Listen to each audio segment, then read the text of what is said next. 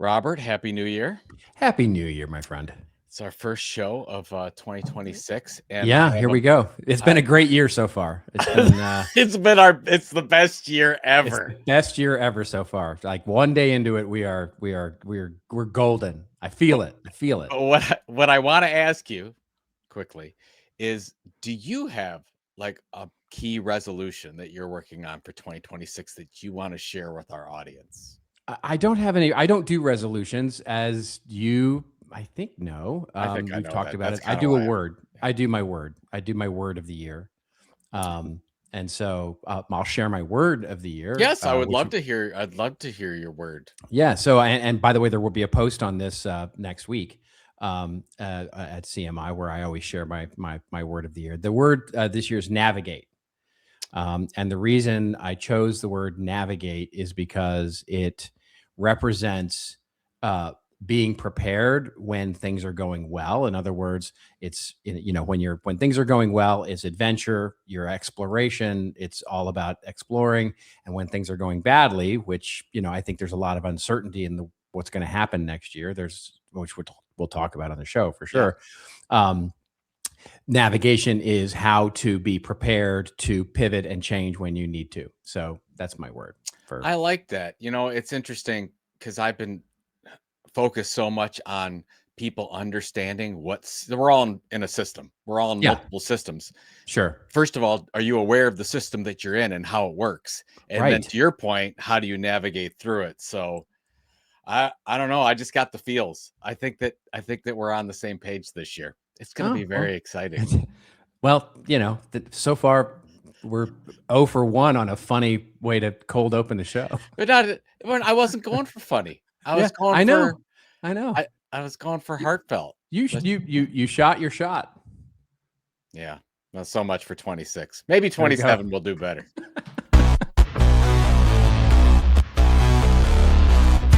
And now, for your listening pleasure, here's Polizzi and Rose, covering the week of media, marketing, and digital content news. Take it away, boys. Well, hello, my friends. Welcome to This Old Marketing, proudly brought to you by the HubSpot Podcast Network, the audio destination for business professionals. I'm Robert Rose. Happy New Year to all of you. And with me, as usual, as always, as we kick off our 13th year of this podcast, is my pal, my colleague, and a guy who joins me in having his Sundays cleared from now till September, Mr. Joe Polizzi. You got to be kidding me. 13. Yeah. 13. Can you believe it? Lucky Yeah. number 13. 13 years of this nonsense. Yeah. I predict it'll be the best or the worst. There you go. Nothing In the middle. We're not mid. between. We are not mid, as the kids say. The one thing, you didn't ask me what I was focused on for 26, but I'm going to tell you. Okay. I am interested. I'm trying to keep the cold open short and cold, right? I know, because we're trying to get to stuff, but that I actually am doing something different. I usually use my phone as my alarm, and I have removed the phone from my bedside, and it's now charging in another room because I don't want my phone to be the first thing I pick up. Oh, that's interesting. That's So a good one. I got a regular old clock with the me, that kind of alarm. Like a true clock, like 1970s clock radio. Yeah, it gets AM, FM. Nice. So hey, it's an advanced clock radio. Yeah. So that's what I'm doing, and I just started doing that. So we'll see how it goes, because I didn't want to make that motion like, okay, I'm gonna, because then I don't want to be tempted. I think that's good. No, I think that's healthy. My wife does that. She keeps her phone in the other room, and so that's not next to her bed. I do not. I have my phone next to the bed because it charges next to my watch, and it's like I got a whole little setup there. You have an Apple Watch? I do. Yeah, I do. I love it. I got a new one for Christmas. My wife bought me the new one for Christmas. So I love my Apple Watch. See, I'm going the other direction. I'm going like, I want to get a pocket watch. Like I might like I just want to get rid of all the technology. So I did that in the 1980s. In the 1980s, when we were all pushing up our sleeves with our suit coats and that sort of thing, and white man's overbite, doing the dance and the whole thing. I experimented with the pocket watch. You did I had not. I did. I had imagine. I had a proper chain, that So you like got to hung out. grab the chain and pull it Oh, up it's and just like, it's so stupid now that I'm thinking about it. But yeah, I had the proper. You put the pocket watch in, and you leave just enough of the beautiful chain hanging out. In the 1980s, that was late 80s, I should say. That was quite so the you need that, style. Yeah. and you need a pipe. Yeah, A little like, I was nothing if not indubitably, the young hip man. professor. Yes, exactly. Somebody's gonna turn an ankle out there. Oh my God. All right. So we're gonna do a shorter show, or We're gonna do a real short show promised this. Yeah, ourselves we would would. in honor of the new year. What do we got? We got one story that we're going to cover here very quickly here, because we didn't get to cover it last week because of the prediction show, and of course the week before that because it hadn't quite broke yet. But this is TikTok, and basically what's going on with TikTok, and it seems to all be done, or what's done. We're going to talk a little bit about that, and then of course we're going to just talk a little bit, have a discussion about what we think the biggest, not a prediction show per se, but basically just what do we think the big stories are going to be for this year? What we think the big news stories are this year. I was actually reading all the year in reviews, sort of last week, and I thought, that'd be fun to talk about. Like, what do we think the big stories? Yeah. And then we'll do quick rants and raves, where I'm going to rant about an article that came out in Adweek that talks about how marketing loves declaring the dead things, that things are dead. And you're going to rant about the post office in Norway, I guess. In Denmark, but yes. Denmark, same thing. Oh, no. Oh, the Danes You're just such an idiot. We just lost all of our Danes. Yeah. You know how many friends we have in Scandinavia in that region? I know. You just screwed the pooch. I kid because I love. Yeah. Oh, yeah. Okay. All right. Good. Yeah. Okay. So where do we stand with TikTok? What's happening? When does the deal consummate? Let's fill everybody in. Okay. So, and this is fascinating because I have been ranting on Threads, which is where I put anything political I put on Threads these days. And I've been ranting and raving about the media, the mainstream media, and how the fourth estate is just like not doing its job. And this is such a clear example because no one's talking about this in any meaningful way about what a weirdness this is. So just to bring everybody up to speed. So TikTok, of course, was on the hook for getting banned because of the algorithm, because of the law that got passed, bipartisan law that was passed during the Biden administration and then sort of enforced semi during the Biden administration and then enforced again with the Trump administration and then coming into, it's been delayed and delayed and delayed. Basically, they had to divest and split everything out and basically have a U.S. company, a version of TikTok that would be ownership. And then the algorithm would be, the U.S. and everything would be separated out because everybody was, concerned about national security. Well, here we are, January of 2026, and we'll in the show notes we'll link to a story that's in Marketing Brew, but you can find this pretty much everywhere, where TikTok has now signed the deal. They have now signed the deal to spin off U.S. operations. And if you look at the details, and the article goes into some of the details here, basically TikTok CEO Xiaozi Zhu has basically sent a memo to everybody saying it's all done. The deal is done. And there will be a new U.S. operations. The existing U.S. operations, which operates pretty much through Oracle, is basically now going to be a separate division of TikTok. It will be a separate operating LLC with majority U.S. ownership, and will basically have the investors that we've all been talking about, whether it's Oracle and some of the private equity and some of the money that's been talked about being put in here. And the deal is done. And basically, you can close the curtains on the theater. What they're not talking about, and I would love to get your take on this, is that this is all comedy theater. There's nothing actually changed here at all. Zero changed actually, other than a new corporate, a new cap table basically got created, and that was kind of it. So, I mean, did you come away with anything different?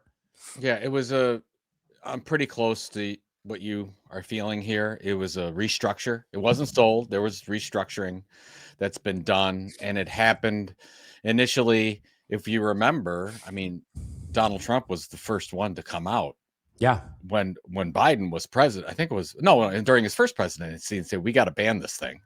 And there was a lot of people that got on that bandwagon, and then you got bipartisan support through Biden. But then as it came back, the administration was like, no, we really want this. We don't want to ban it. This is really important. We'll get some backlash. We like this audience. We want this audience to vote for us, as both sides probably do. And they realized that China was never going to give up full control of this thing. Right. So how do we make it look like China does not have control? Yeah, exactly. And we have control. How do we make it look that way? There's a lot of the same players involved in this whole thing. You add in Oracle and Silver Lake. It's exactly the same players. There's hardly anybody new. Yeah. Oracle, I think you could make a case that Oracle's new. No, Oracle has housed the TikTok operation, all the data. Oracle has had that since, I don't know, 5, 6, 7 years ago I'm not aware of that. If that's true, I'm not aware. So well, remember they had the whole thing about the fact that all the data was being managed. I think it's in Texas actually, where it's all being managed, and Oracle is managing it, and they called it Project Texas or something like that, where basically all the U.S. data is being managed in the U.S. And that was the big like, and it was like, no. The big thing was the algorithm. That was the problem. You certainly had with it in the early, like the sort of propaganda influence of the algorithm. Data and the influence. Yes. And the privacy data.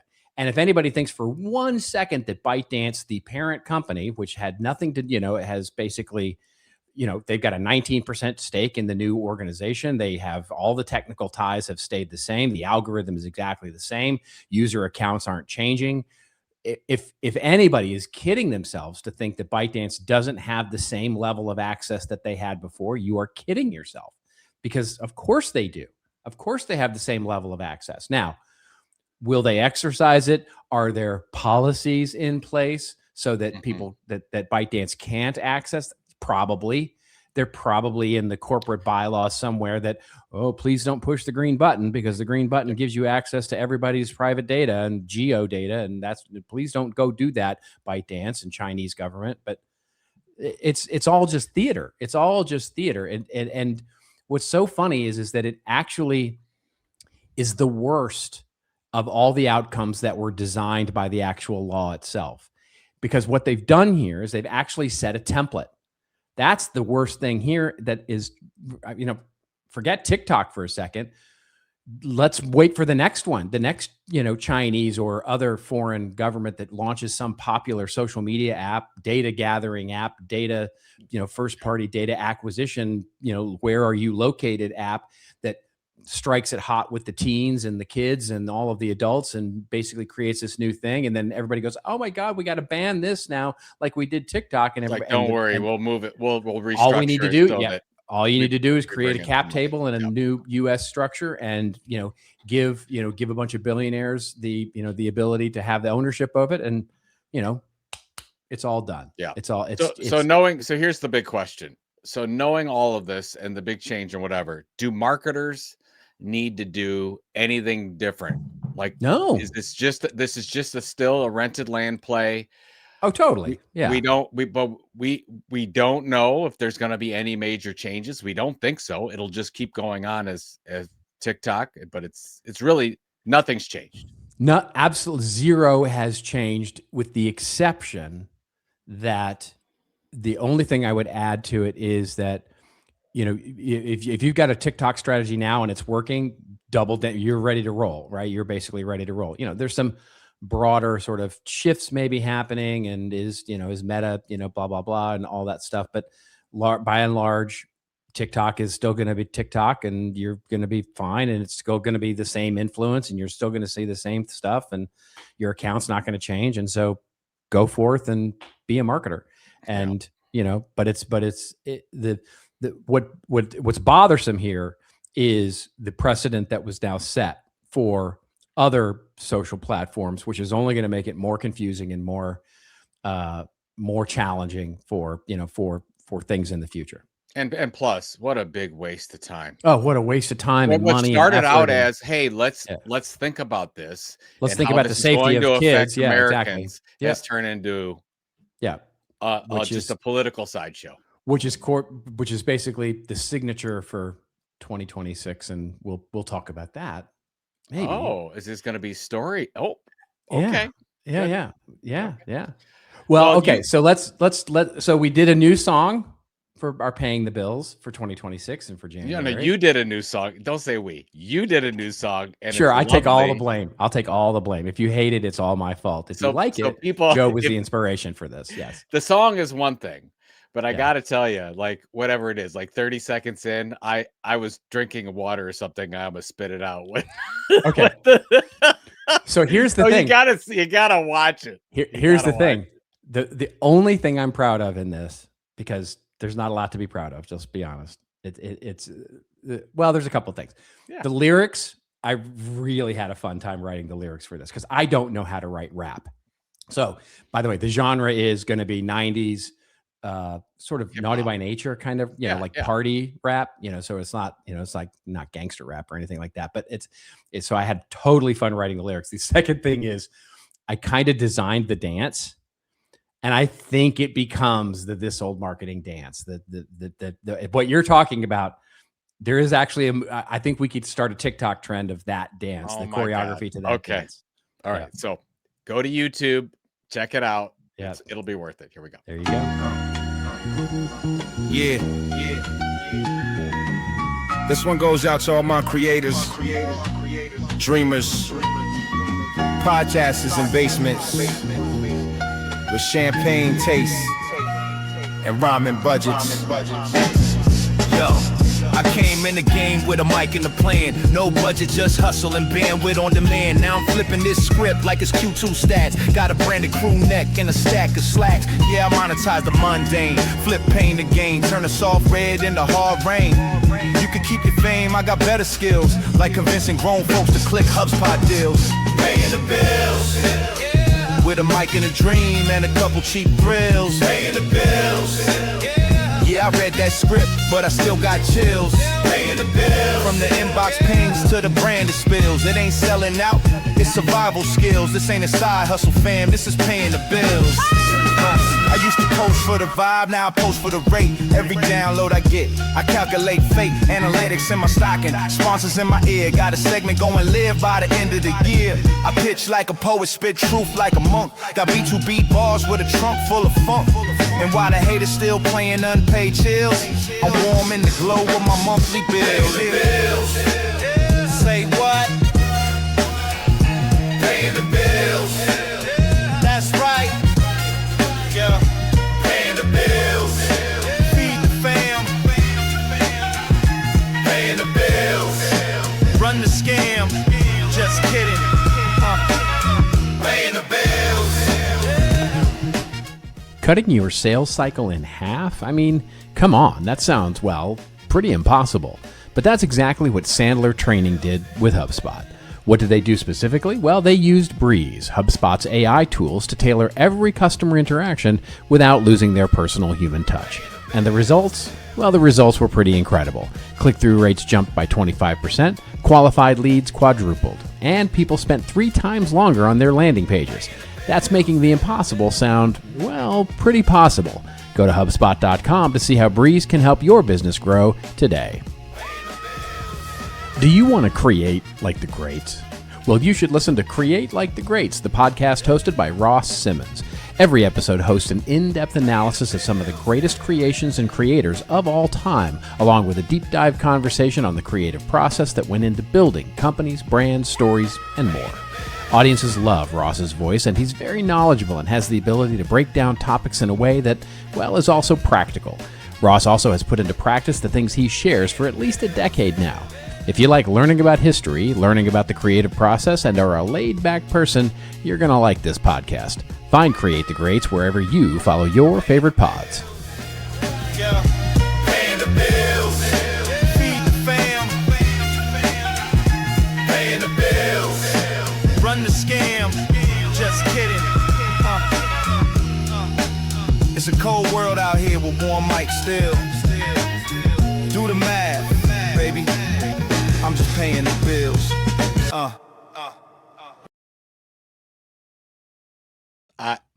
I gotta get me one of those puffy jackets. I'll tell you that right now. It's so good. I'm back. And the hats. Here's a funny behind the scenes thing. It originally put me in the puffy jacket, and I was like, no, that's a Joe jacket. That's totally a Joe jacket. So I switched it up. That was a good move. I would definitely be wearing the bright. I mean, it's so funny. It does, for whatever. I might have to get some different pictures of you or something, but it does not do well with you. It gets me pretty close every time. Like when I upload my picture and say, this is the person I want you to put into the video. With you, I have to have like 4 different reference photos and all. It's like, it's really tough to get you. So the same thing, whenever I'm working on a podcast thumbnail and I want like you and me, it always gets you right. Like almost immediately. And I look like I've got like dysmorphia in some way. Like it's really really strange. I don't know. It's really weird. I can't get him to do you. Like, the funny thing though is I used to, like, the early days before, like, maybe I just need to go back to some of the old models and maybe do it it's that just way. pulling from a replicant of a replicant of a replicant. No. I'm doing fresh photos at each time, and you know, and this is now Nano Banana, so it's like, it's not, you know, it's not, you know, it's the state of the art, as it were. From the so Nano Banana for everyone here is like working much better for you than Sora. Like, no, right? Not even close. Yeah, it's not even close. Sora's crap. Sora, yes, all of OpenAI's image stuff is crap. That happened quickly. That did. Yeah. Oh, the Nano Banana stuff is light years above anything that I've seen. You know, that from a putting people in pictures stuff. There may be other things with things like, you know, landscape photography or something like that, but from a pure picture of humans, it's Nano Banana is like, it's like I think crazy. that's one of. I know we're gonna talk about this a little bit, but the story of last year that I don't think we talked about enough, and I almost have apologies to it, because I thought that Google was going down the whole wrong direction, that the business model was in trouble, whatever. But if you talk about like who's leading the AI race now, it's Google. Yeah, it's Google. Yeah, for and sure. I never saw that coming. I just never saw that coming. So kudos to them. And I've got a little one. And when we talk about our stories, I got a little bit on search. So I want to talk about that as well. So where do you want to go? Let's talk about it. Yeah, let's talk about it. So basically what we wanted to do was sort of say, you know, we could have done a year in review, like what were the biggest stories of 2025, you know, and they were pretty obvious, right? I think they're all obvious to us at this point, you know, especially the one story. But certainly what we want to talk about is like, what do we think the big stories are going to be for 2026, you know, and, you know, we'll get to a couple of them and then we'll do rants and raves and stuff like that. But so shoot, what do you think some of the biggest stories of 2026 are going to be? I've got a couple here. So my number one story is we're going to continue to hear about this AI bubble that never comes. Really, what I think is going to happen. The AGI thing. AI, no, there's just the AI. Oh, you mean the other bubble. one. There's going to be an AI bubble in the stock market. There's an AI bubble with these companies. There's just, we're not seeing enough productivity. We're not seeing enough change. Like the whole thing is going to be talked about all year long, but it just keeps going up and to the right. Like it never, nothing ever busts. You're just going to have. And I don't think a lot of people realize the amount, especially with the big, beautiful bill that goes into effect this month, the amount of money flowing into the U.S. economy in 26. Like nobody is really talking about how much free money, and the money printer is just going to be rolling and rolling because of all these. Explain more about that. Explain more about that. So basically there's these huge corporate tax incentives that happen in 2026. Yeah.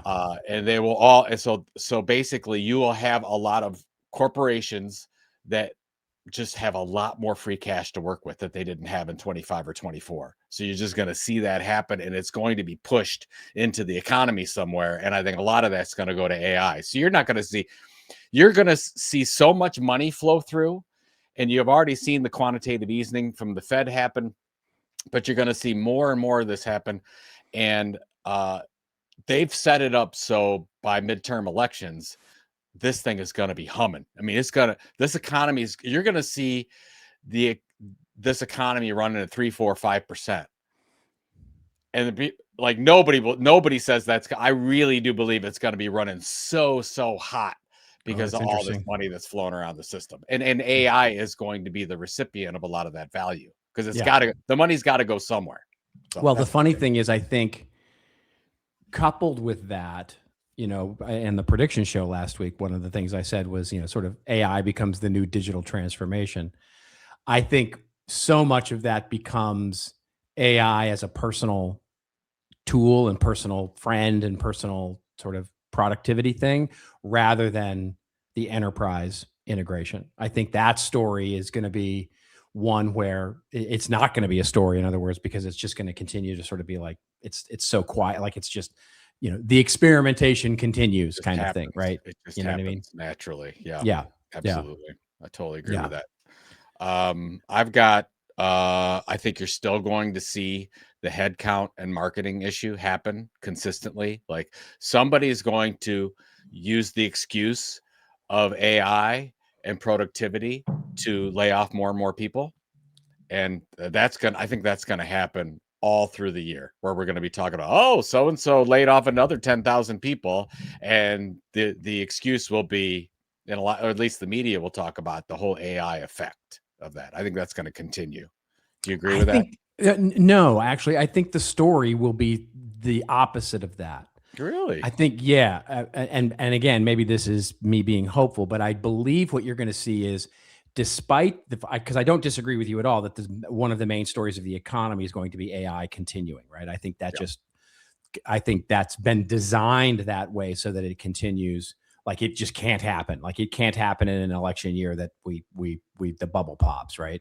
Yep. So I think that story continues. At the same time, I think you're going to see the reaction of AI, the sort of pushback that we're starting to see now. I think that becomes the mainstream story. Like more and more people are like looking for that human touch thing, and I think you're going to start to see companies lean into that more, lean into the idea that, oh, we don't do that. It's all human created here. It's all, even if it's charades and jazz hands, I think you're going to see a lot. The main story is going to be like, we're not using AI to create stuff. We're using humans to create stuff. I thought about that. It's interesting because I thought about one of the stories might be YouTube or TikTok or Insta or whatever. They lay down a whole nother set of rules about AI created content.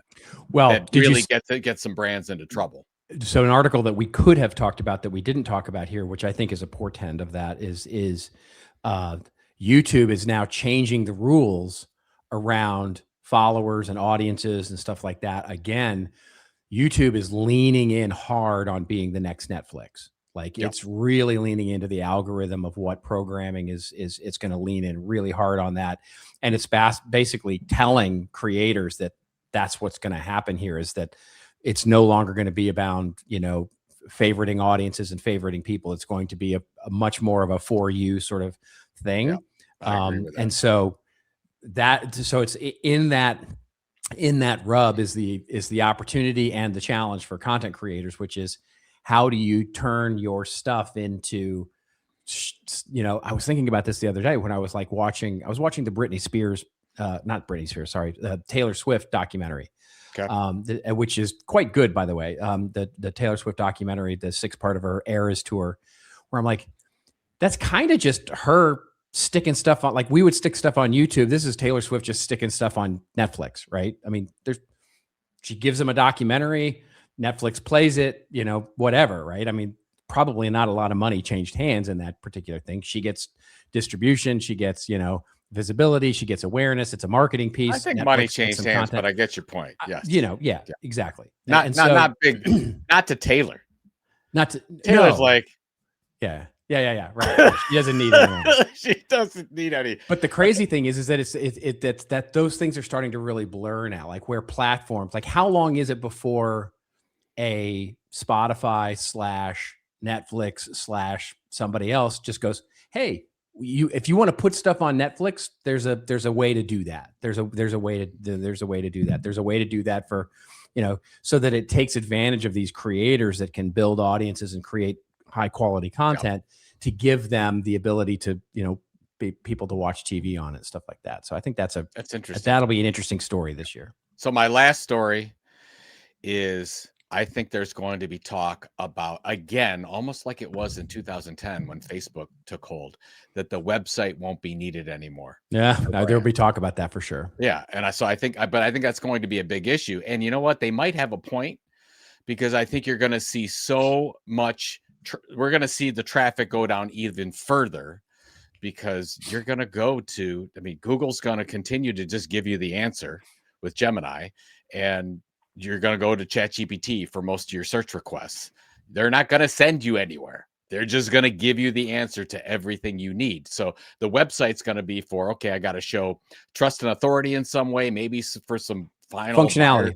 Final buyer functional. specification. But the biggest reason where we need a website is literally for AI to scrape it. That's literally in 26. That's the reason. Well, for marketing websites, yeah. So I would say it's a dual purpose. This gets into our rants and raves if you want to get into rants and raves. But we're about that time. Yeah. I think it's dual purpose. The rhythm and the rhyme. I want to get mine, so get yours. I want to see sweat coming out your pores. Sorry. See, you should write the lyrics for this stuff. You should. No, that's Marky Mark and the Funky Bunch. I know. But he used to have one of those puffy jackets. Yeah, exactly. I want to get the Marky Mark puffy jacket. I should send you pictures on the back. I should send you pictures of some of the other. We could put it in the show notes. I should send you some of the pictures of what it came back like. I have a whole photo collage put it of on you LinkedIn as or something. Yeah, put them on LinkedIn. That'd be fun. Yeah. It's a little weird to put it in without context, because I don't want it to feel like we're. I get a little weird about the cultural aspects of that, but I see. I can see your point on that. Yeah. So, yeah. All right. So okay. So good. Anyway, so we'll do a little rants and raves. Why don't you? So I'll finish. So mine's real quick. Okay, yours is quick. Go. The news came out of Denmark, not Norway. That I'm an idiot. They're getting rid of delivering the post. This doesn't count for packages, but it is counted for just, if you want to send a letter. They're not going to do it anymore. They're winding that down. And this is a rant, because I do believe this is the start of something. I think that you're going to start seeing that over the next 5 years, that more and more localities, they cannot afford just sending letters. You can, of course, afford the packaging, because that's paid by somebody. It's paid by the consumer, or it's paid by the Amazons of the world, or whatever the case is. So that will continue. But I really am scared that sending a letter to somebody is going the way of the dodo finally, and I'm disappointed about that happening. I don't see anybody stopping that train. No, so. It was on the news last year, 2025, middle of the year or so, where they talked about how the Trump administration wanted to kill off and privatize the post office, basically kill USPS altogether, because it's not running profitably, never was designed to run profitably, by the way, and how it might kill because all the package, so many packages are now handled by UPS and FedEx and, the other one that starts with a D that I'm forgetting about, that really the post office, DHL, thank you. Yep. And so it's really, the post office is kind of not doing, but for rural areas that don't have a lot of those services, or where that service is extraordinarily expensive, it's a killer. Right. And so I think it does affect what you're talking about, people sending letters. If it costs me, $19 to send a letter to somebody because they live in, Cleveland, then that's ridiculous, right? It's just, it's well, it reminds I'm not going to do it. It reminds me of the early 2000s when everyone used interoffice memo, and then all of a sudden that stopped and it became email. It was almost within a 6-month period. Oh, no more interoffice memos.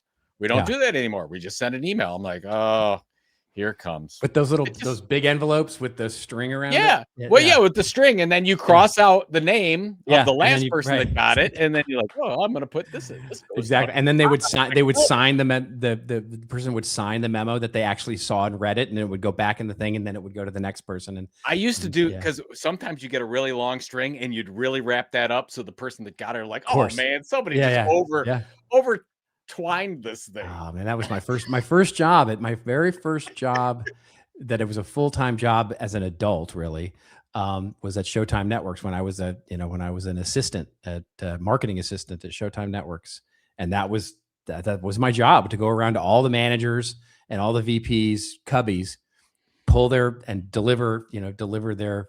I had a little cart. You had a little cart that you could carry all your envelopes. There are people listening to this right now saying, "I have no idea what these guys are talking." I know, it's like amazing. What is this? Is this the 60s?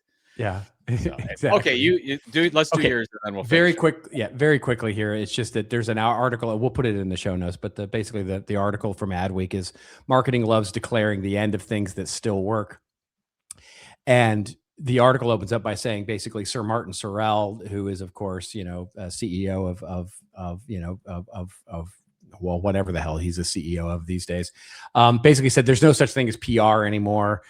We've heard that there's no such thing as a website anymore. There's no such thing in there. The email is dead. We've heard social media is dead. Marketing is quick to very much. The article is basically pointing out things that things that are dead. And of course, it's a trope, right? Even Scott Galloway, we talk about how much we love Scott Galloway here, and he's talking about, how the era of brand is over at Cannes, and how consumers no longer need brand recognition because they have, things like TripAdvisor and Reddit and all those sorts of things to reduce. So all these things are, and we've talked about it on the show where I've ranted before about how marketing, it fails to appreciate the classic knowledge and thinking that has gone on before it, right? Where even things like content marketing, where somebody, will declare, some very young person at some point will say, "Hey, there's this new thing where you can actually put content on your website that's really valuable. And I'm calling it content hacking or growth hacking content, things." And it's like, we're so easy to kill things, but simultaneously, we're also just as ready to declare something new and shiny and amazing when it's literally just, the same thing we've been doing for 25 years that is just in a new, different wrapper. And so the point of the article here, and I'm not ranting on the article is actually talking about, how, we should think twice about those things, right? Basically, how advertising still works, TV still works. By the way, TV still does work because I've got clients that are actually actively running local TV right now, and it is working great. Radio can still work. Banner ads can still work. Search still works. Google ads still work. I have many clients where Google ads are still doing great, great levels of business. Things all the classics that we have grown up with can still work. It's not the end or the death of anything in marketing. Things change; they don't end, right? So that's my little rant for the beginning of this year. That is a great point. Yeah, boy, in this area, we've seen like the billboard strategy is off the hook. Like you see when somebody goes in. Outdoor is really working these days. Yeah, I tell you. Remember those days?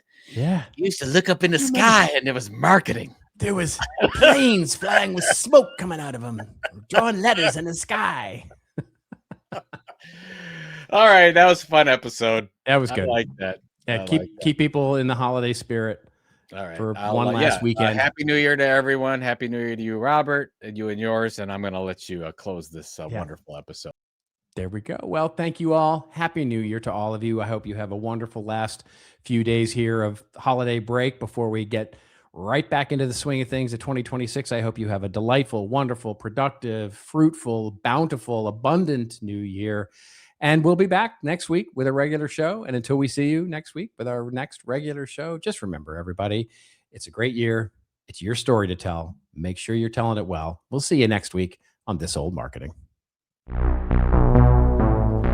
Hey, thanks a lot for making it this far in this week's episode, and thank you all for being a part of This Old Marketing. You can check out all the show notes of what we talked about today at thisoldmarketing.com, and it's also where you can leave us a review or a voicemail. We need those reviews and comments on whichever platform you follow us on. And if you haven't followed the podcast, please go do that and make sure you catch the latest and greatest episodes every Friday morning. We're on Apple and Spotify and all your other favorite podcatchers, of course, but we'd love it if you went over and subscribe to us on YouTube. That's right, YouTube. youtube.com/@thisoldmarketing. We'll see you again next week, folks, with another episode of This Old Marketing.